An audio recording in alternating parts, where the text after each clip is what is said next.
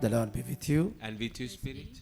A reading from the Holy Gospel according to St. Mark. Glory to you, O Lord. At the time when Jesus had crossed again in the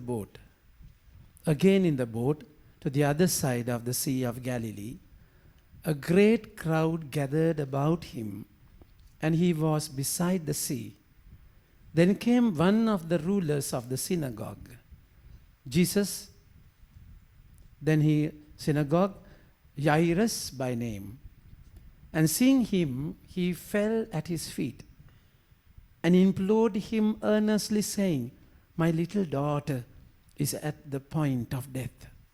Come and lay your hand on her, so that she may be made well and live." And he went with him. And a great crowd followed him and thronged about him. And there was a woman who had a discharge of blood for 12 years, and who had suffered much under many physicians, and had spent all that she had, and was no better, but rather grew worse. She had heard the reports about Jesus, and came up behind him in the crowd and touched his garment. For she said, "If I touch even his garment, I will be made well." And immediately the flow of blood dried up, and she felt it in her body, and she was healed of her disease. And Jesus, perceiving in himself that power had gone out from him, immediately turned about in the crowd and said, "Who touched my garments?" And his disciples said to him, "You see the crowd passing around you, and yet you say, 'Who touched me?'"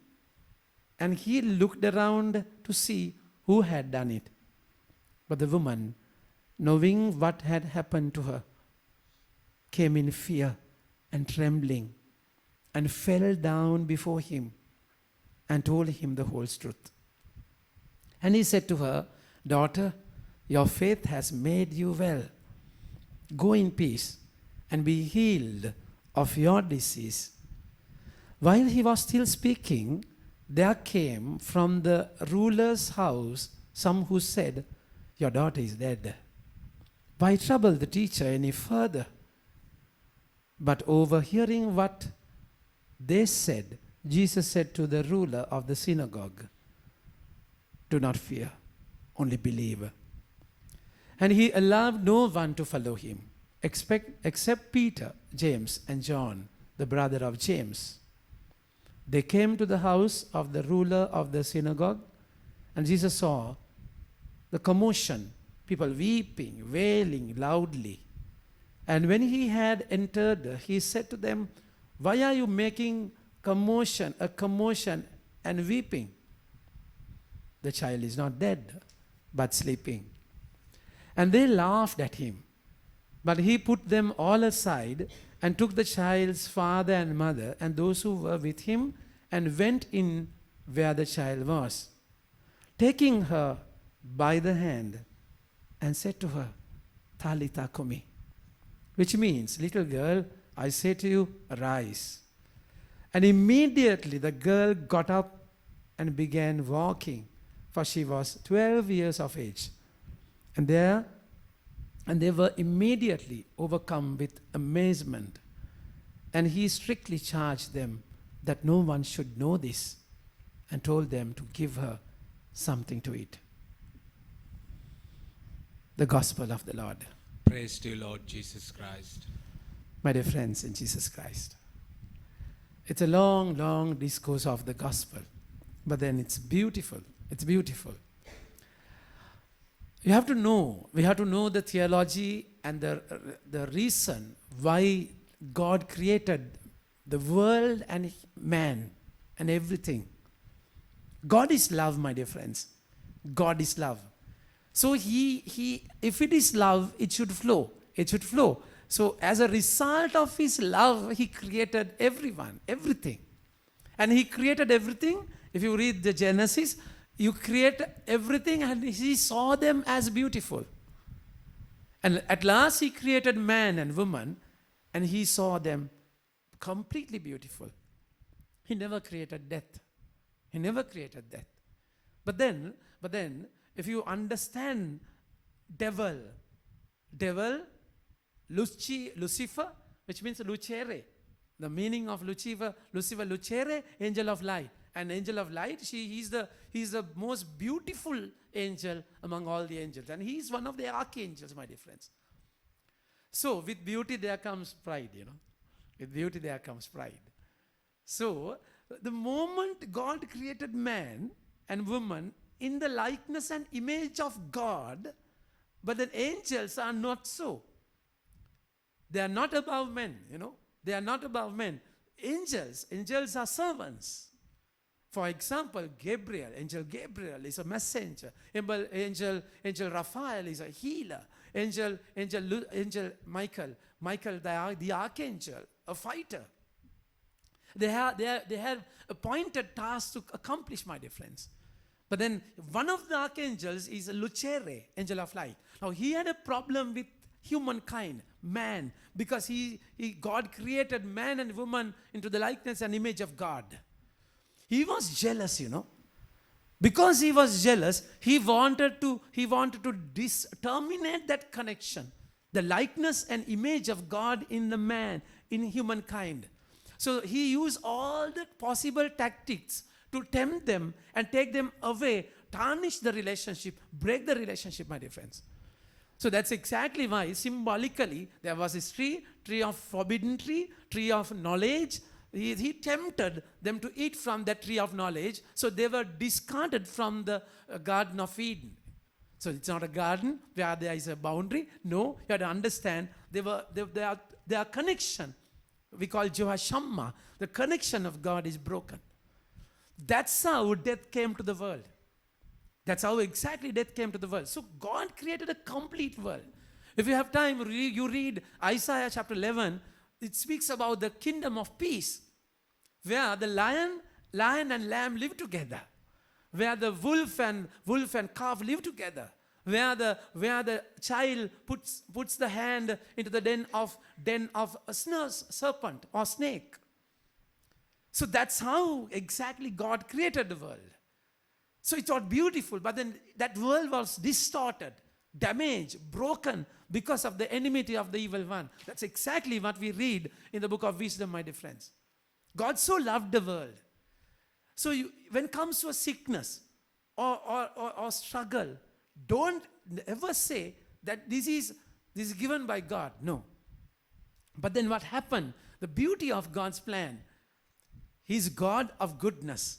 And He's God of Alpha and Omega, beginning and end. And He's above everything. What the evil one distorted, that very, very distortion, he turned that into a blessing.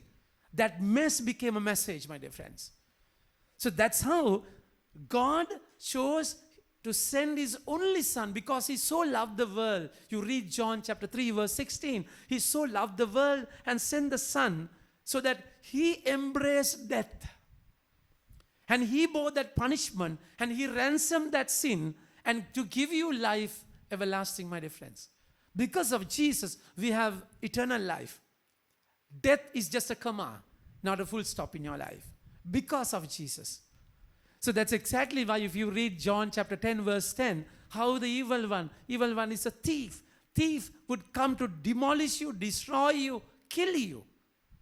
So that's out of jealousy. But then Jesus came to give you life in abundance, it's said.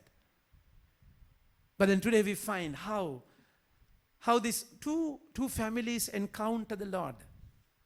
It's beautiful. We are going to read it word by word and reflect the whole gospel. It's very deep. It's very deep. We come to the gospel today. At that time, when Jesus came, Jesus had crossed again the boat. Sorry, you have not typed it, no? And when Jesus had crossed again in the boat to the other side of the Sea of Galilee. Now, crossing to the other side is also symbolical. It's our life, We are here to cross. Now, last Sunday we reflected how the storm came. Because they wanted to cross to the other side.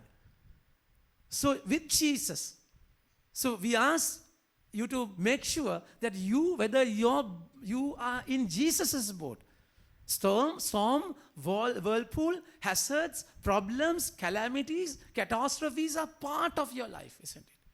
You cannot run away from problem. Storms are part of it. You cannot, run away from it. But then make sure that you journey with the Lord. Make sure that you journey with Him. If you are with Him, things are different, my dear friends. So now comes God. When Jesus had crossed again to the boat, to the other side of the Sea of Galilee, a great crowd gathered about Him, and He was beside the sea. Then came one of the rulers of the synagogue. My dear friends, you have to understand the mob, the people. Lot of people in great numbers followed Him. But then He's least bothered about the numbers. He deals with you personally. In every liturgy, in every prayer, He wants you personally. Saturday, we reflected about the feast of Peter and Paul and how He dealt with them personally. In Matthew chapter 16, verse 16, verse 1 onwards, when they were journeying in Caesarea Philippi, He asked, who do the people say that I am? And then He says, for you, who am I? It's a personal encounter, personal relationship. So this particular ruler of the synagogue. What is a synagogue? Synagogue is a prayer place. It's not their temple. For Jews, my dear friends, they don't have temples in every village. No, they have only one temple. That's in Jerusalem. That's the presence of God. So they have to go to Jerusalem to worship. In synagogue, they don't worship, my dear friends. So because of the exile, now this is Roman exile. Even after King Solomon, it was divided, and the Persians exiled them, and Assyrians and Babylonians destroyed the temple completely. We had been reading throughout the week in 2 Kings how the Babylonians completely destroyed the temple.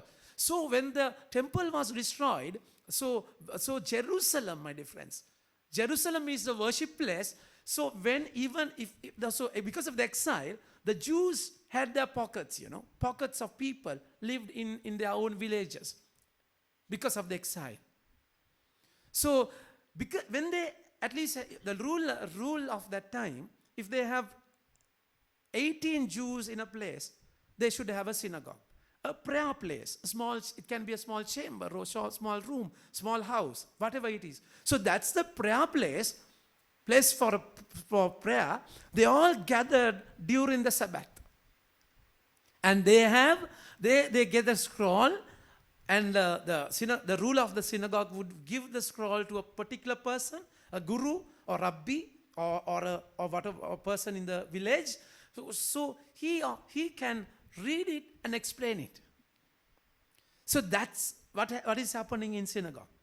For all the feast of Yom Kippur or Passover, feast of harvest, we call Pentecost, or Feast of Tents, they should go to Jerusalem. So that's the meaning of synagogue. So ruler of the synagogue is a big shot. Now, many times, Jesus had problem with those rulers, Jesus was, in Nazareth, He was almost killed because of His preaching. He was not accepted in the synagogue because what He taught was different. He spoke with authority. So this ruler now is coming and kneeling before Jesus, my dear friends. Your problem can be a blessing. Blessing in disguise. Because his only daughter, his young daughter, is almost dying.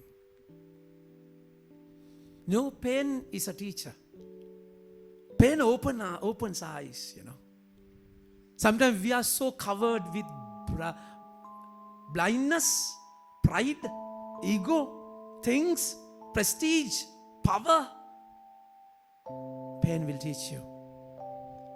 A broken heart is a beautiful, beautiful offer tree. You read Psalm 51 verse 16. After David falling with Bathsheba in lust, after he becoming a murderer by killing Uriah and all the army in the front line, God spoke to him and said, you are wrong. His heart was broken. That's how he said, Lord, a broken heart you will never despise. Because of this brokenness, his pride is gone. He's a ruler of the synagogue. But then that power is nothing before the struggle. It makes you kneel down before the Lord, worship the Lord. Sometimes, third world countries like us, the churches are full. Because we lack many things, we suffer. But the developed countries, churches are empty, isn't it? Only the old ones are there. Youth are gone. No more youth, I personally experienced it in Australia, because they are broken. Because they have everything. Everything. When you have everything, you lose the need of God. But when you are broken, you come to Him. It can be a crisis-oriented prayer, that of course we don't encourage. At least half a loaf is better than none, we say. Crisis-oriented prayer, because of a crisis you go to Him. Oh, we call that spare wheel religion. Jesus is like a spare wheel. When you have a punch, no problem. Oh God, we need the spare wheel. Never, steering wheel is never given. Jesus, that's spare wheel kind of religion, But then anyway, this is a blessing. How? And he says, my little daughter is at the point of death. He must have gone to all the possible physicians, experts and hospitals, paid ones, but helpless. Better, isn't it? Better. He never had any remedy in those places. Better. That's because of why he came to Jesus, You read Luke chapter 15, how the prodigal son went away and it was a famine. He didn't have anything, and he gave himself to a owner, and he asked him to work in the poultry with pigs, and he used to eat from the pig's food. The word says no one gave him anything better. Lucky that he never received anything from anyone. Then only his eyes would be open to go to the Lord. Only. We humans are very opportunistic, Till we want things, we go to Him. When we have things, we forget Him. Yet He's faithful. Even though you are not faithful. That's our God, That's our God. His love. His love never fails. His love is never tired of loving, He's never fatigued. He loves you the same. Whether you are unfaithful, whether you are faithful, whether you perform, whether you soft pedal, He simply loves you. And that's how He could have said, Jairus, in the synagogue, the way you treated me, now you come, better for you. Good for you. On the way. No. He never revenged. Why we don't know whether Jairus reacted to the Lord, But then anyway, my little daughter is at the point of death. Come and lay your hands on her. How that faith has cropped, Just lay your hands so that she may be made well and live. Faith comes by hearing. Faith comes by hearing. Romans chapter 10 verse 17. Faith comes by hearing. You know, Jairus must have heard about Jesus. People spoke about him. The way he raised dead, you know. The way he performed miracles. You know, immediately he remembers him and he knows only Jesus can answer me. Only Jesus can answer me. So you don't have to loaf about, you know, walk around. Not every Tom, Dick and Harry can answer you. Only he can answer you. So go to him. Go to him in your brokenness. My dear friends. And he went with him. A great crowd followed him and thronged about him. So they were pressing, you know. And there was a woman who had a discharge of blood for 12 years. We'll stop by Jairus, you know. Now this particular woman comes and the story of the woman is different. But then by the end of the story, he's late. He's late. He's late because he is stopped by that particular woman. You know, then now he is speaking to that woman, who touched my garment. I felt the power going from me. Who touched me? And he's stopping. You know, he's asking, prolonging there. And the daughter is dead. Daughter is dead. Jairus must have, you know, come on, Jesus, just come. Come, will you? Come soon. No, his time is not your time. His time we call Kairos. Our time is Chronos. Our timing is not God's timing. You can be in haste. You want pat, you know, answers pat. You know immediately things to happen. No, but he's not in haste. More haste, less speed, you know. So he will have his own time. If you read John chapter 11, it said he loved Martha, Maria, and Lazarus. He loved them. The word says he loved him. And expecting, now knowing that he loved them, when Lazarus was sick, they sent a message, Jesus, your friend. That's how they send them. Even they know how to tackle him. You know? Your friend Lazarus is sick. So they expect, my friend. So my friend, I have to go. The word says, he loved him, but he stayed for three more days deliberately because he's dead. Because he wants him to be dead. So what must have they felt? Lazarus particularly. Lazarus, Jesus didn't come. Not yet. You know, I'm about to, please call him again. He's deliberately delaying it because he loved him. You know, loving does not mean pleasing, you know, my dear friends. Loving does not mean pleasing, you know. Pleasing can damage people. Sometimes love should hurt you. You know, love should break you. Love should damage you. Because if you want to have a new life, you know, it should happen. In love, God loves you. He's not simply pleasing you. He does not want your good name. You know, He doesn't want to be in your good books. He loves you whether you react or not. He loves you. So He will give you the best in that love. Lazarus, he wanted to stay 3 days deliberately so that they believed after that the soul would remain around the dead body for 3 days. Now he wanted to make sure that their thinking, he should change. He wants to change their thinking. So now after 3 days, no resurrection at all because the soul has gone. That's exactly why he wants to go there after 3 days. And he raised Lazarus from death. My dear friends, that's amazing. That's better than their expected answer, isn't it?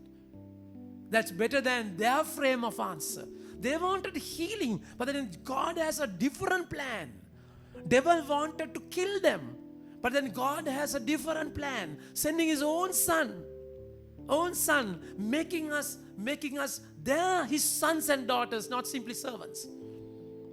That's exactly why in Holy Saturday we sing and say, "Oh blessed sin, oh precious sin, Because of you, we became the sons and daughters.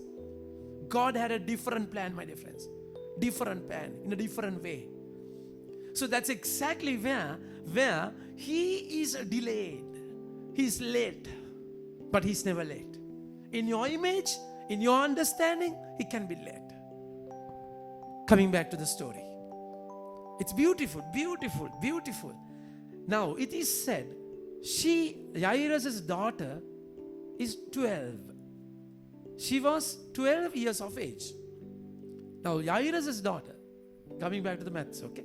Jairus' daughter, 12 years of age. And this particular woman was sick for 12 years. Now, if you observe carefully, perceive carefully, we'll say Jairus' daughter was born in 2000. Okay? So Jairus' hope, I have a daughter. That's the year he began his hope. So that's the year that particular woman got the sickness. She lost hope. So increasingly, that Jairus' hope was increasing for 12 years. Normally, in their culture, my dear friends, age of 12 is the age of puberty or adult. That's exactly where when Jesus was 12, he was lost in the temple. He thought, I'm 12 years, I'm an adult, so I should begin my mission. So age of 12 in a child's life, it's very prominent and important. So this is a peak, kind of a peak of Jairus' hope. And in that peak, he lost everything. So contrary the other woman, this particular woman who had this sickness, hemorrhage, losing of blood, discharge of blood. Now she got this sickness, particular sickness, and she had gone to all the possible doctors, but then nothing happened. Year by year, year by year, for 12 years, his hope was reducing. And at the point of 0, she meets Jesus. Jairus, it felt like anything at a particular point. Even in his 0, he met Jesus. Love your 0. Love your 0. The word says, had a discharge, and there was a woman who had a discharge of blood for 12 years and who had suffered much under many physicians and had spent all that she had, and was no better, but rather grew worse. If she had been in Sri Lanka, things would be worse. Now, no doctors, no. all the experts are gone away. They made terrible blunders in Sri Lankan hospitals. To be very frank, blunders. They don't know to explain. Because all the experts are gone. Luckily, she's not from Sri Lanka. That's by the way. So anyway, so her sickness, you don't know if you know the Bible, if you know the background of this, right? So she loses blood. So those days, you have to understand the situation in those days. Hemorrhage, losing of blood. So they consider she's impure. She's impure. Physically, for 12 years, if he loses blood, she would have had,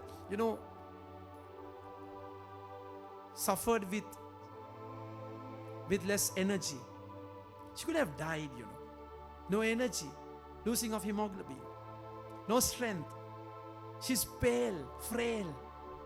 She must have suffered physically terribly. But then that's only part of the suffering, Psychologically, if you watch Chosen movie, it shows how beautiful the struggle was. Everyone despised a woman like this. You know, you read Leviticus, in the law it is said, she's impure.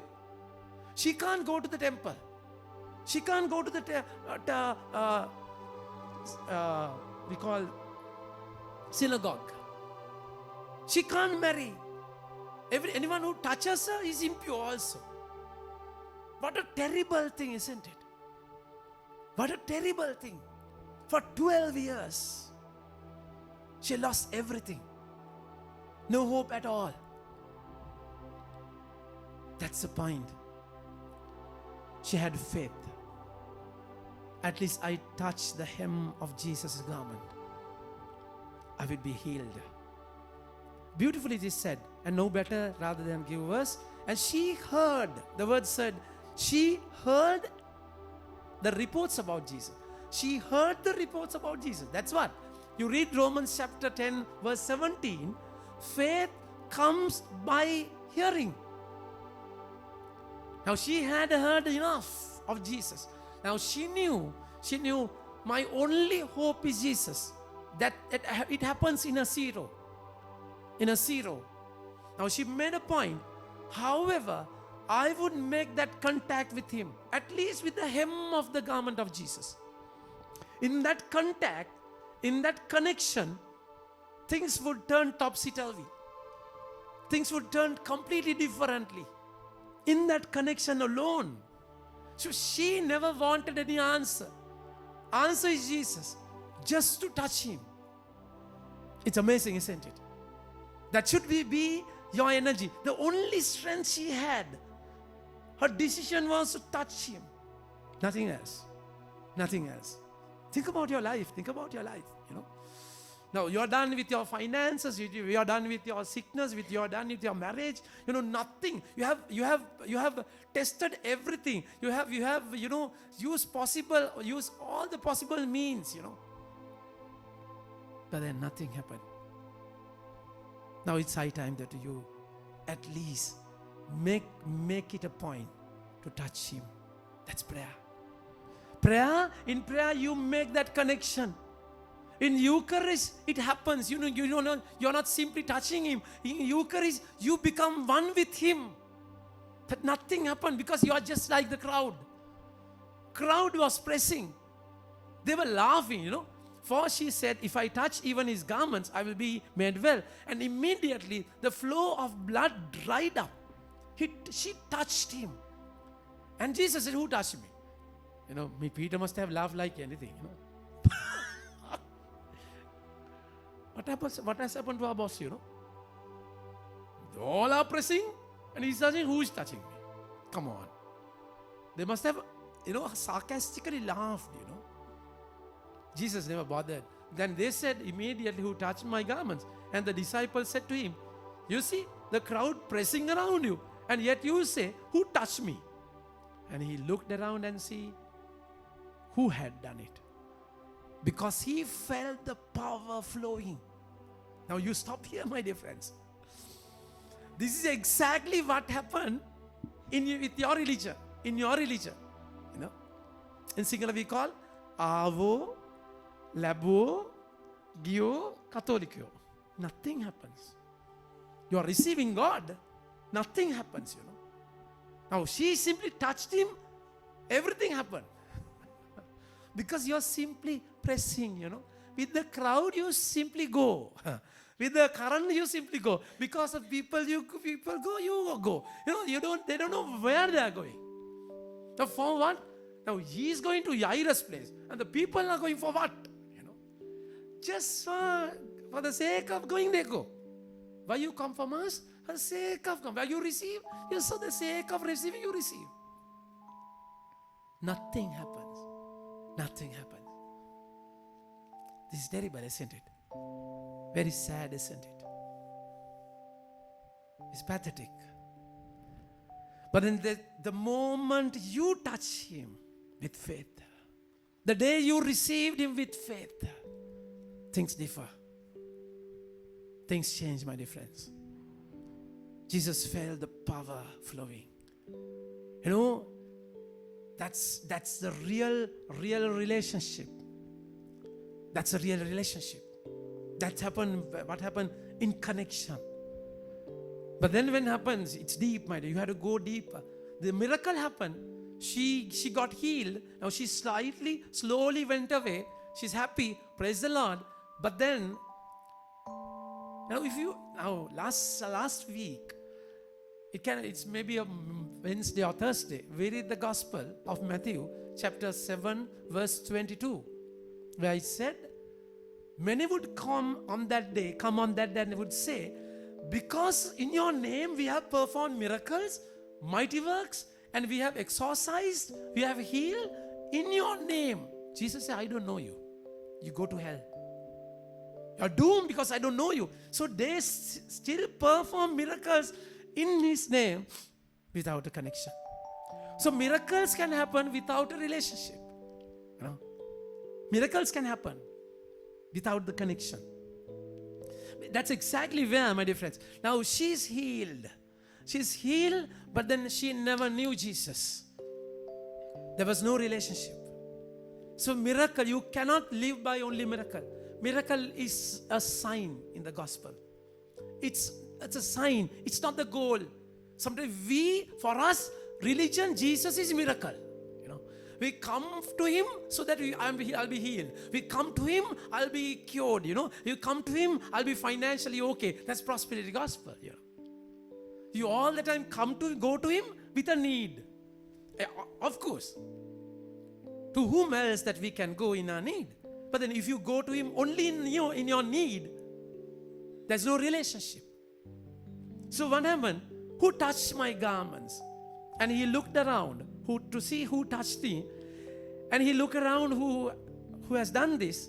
But the woman, knowing what had happened to her, came, get this very rightly, very strongly, my dear friends, came in fear and trembling, fell down before Him and told Him the whole truth. Whole truth. Whole truth. It should happen to you. Now the relationship is built. Whole truth is said. You can still hide things and have your miracle and go away. Now the trust is built, Now she confessed everything, whole truth. Whole truth. And He said to her, daughter, daughter, daughter. In Chosen movie, there's a dialogue, beautiful dialogue where she says, if you have time, choose YouTube, go to YouTube and type Chosen, a woman who had hemorrhoids, It's amazing. It's amazing. She says, my father, I have lost my connection with my family because all they have despised me. I don't have a family. I don't have anyone. The director must have taken the background with this word, daughter. Daughter. Because that's the relationship. It's more than the cure, the acceptance. That's exactly what she lacked. Daughter. Daughter is a relative term. Daughter is a relative term. My father is Charles. He's born in 1942. When my father is born, Charles is born in 1942. My father is born when? 1974, when my akka is born. Father is a relative term. Daughter is a relative term. So Jesus becomes the Father. It's a relationship. Not simply miracle. It's a relationship, my dear friends. That's the beauty of the connection. That's a relationship. Now she goes, daughter, your faith has made you well. Go in peace. Again this word, go in peace. Now she has peace. Peace not in the way the world has given you. John chapter 14 verse 27. I will give you peace, not in the way that the world thinks. In Luke chapter 12, verse 49, and he said, don't ever think that I have come to give you peace. I have come to give you fire. Because his peace is different. He shakes you, he breaks you, and then he builds you. Now she has peace.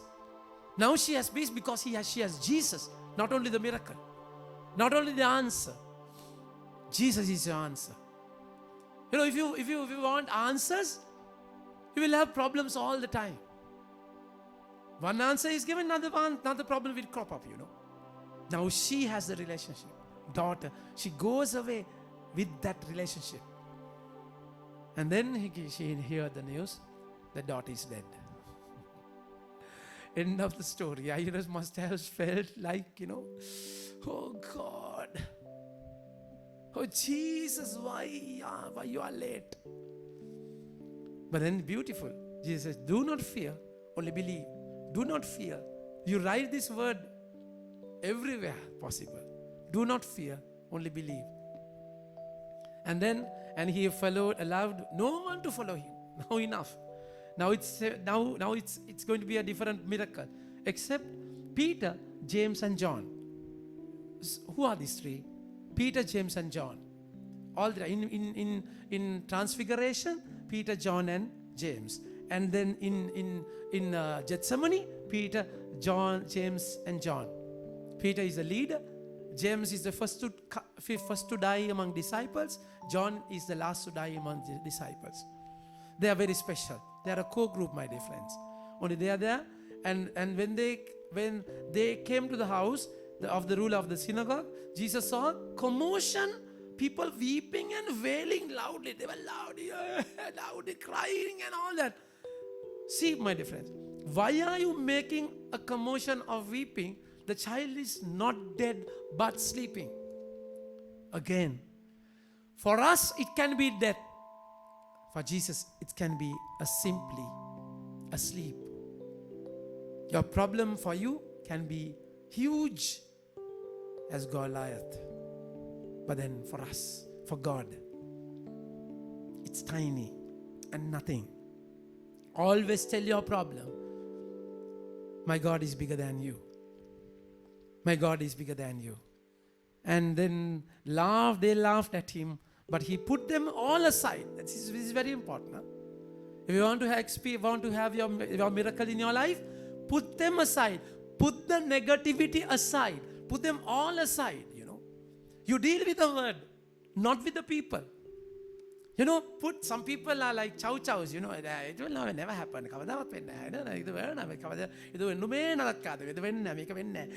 That's all chow-chows. You know, they're father of negativities. If you deal with them, you become negative also. This is not positive thinking, by the way. It's important that you put them aside, put them away. And taking her by the hand, he said, Talitha Kumi. Daughter, you get up. Daughter.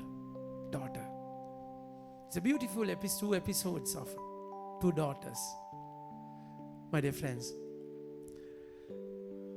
today it's a very special message for you. He never created death and disaster in your life. He has given you life in abundance. But devil has damaged many things, distorted many things. But always remember, God has a different plan. Devil never knows about the future. He has a plan for you. Very special plan. He has designed it. He has finished writing your novel, your story. It can be a tragedy by now you're going through. But never your story is a comedy. Happy ending is there. Always pass those pages with tears, yet your smile is waiting because Jesus is there. Jesus is there. So don't ever give up. In your zero, love your zero. That's the exact point we are going to meet Jesus. Jairus' daughter never had strength. Salome never had strength to touch him. He touched her.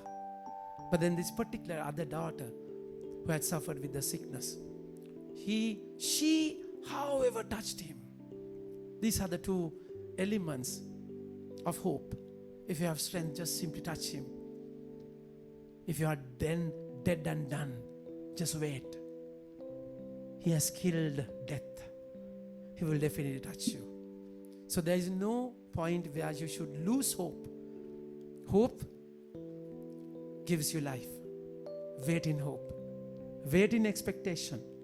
In your eyes, things can be done and dusted. But he created man out of dust, isn't it? So he has been in the tomb for 3 days for you. He has killed, he has allowed death in his life, a brutal, bloody death on the cross, a cursed one because of you. So he has stopped that bleeding of that woman. She touched him, and that blood stopped, because on the cross he lost every drop of blood. He lost everything because of her. You know, at the crucifixion, he was already dead. People say because of losing of blood. In the crucifixion, people won't die like that. That's what they had to break the knees of the other soldiers. So he gave his blood.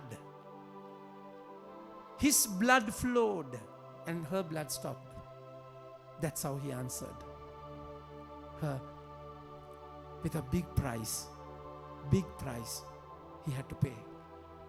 And he touched Shalomi and said, "Daughter, you get up. I'm going to die for you. I'm going to die for you."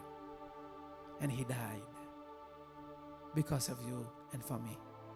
That's the last enemy that he has to defeat. He has defeated it also. So you don't have to fear for anything, worry anything. Just touch him. And if you are done, expect him to come and touch you. He's there. He's never late. He knows exactly what you want in your life. Amen.